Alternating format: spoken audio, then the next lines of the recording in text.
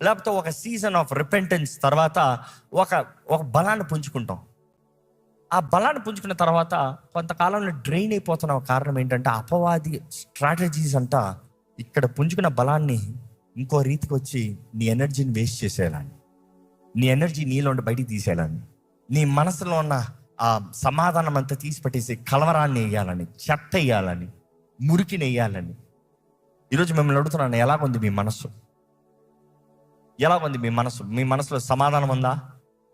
మీ మనసులో ధైర్యం ఉందా? అయ్యు కామ్ దేవుని సన్నిధిలో నిమ్మలంగా ఉన్నారా? నిమ్మలంగా ఉన్నారా? లేకపోతే భయంతో కలవర టెన్షన్.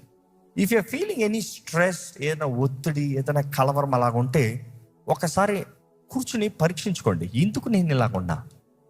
ఏమవుతుంది? ఏదైనా వ్యక్త, ఏదైనా మాట, ఏదైనా కార్యమా?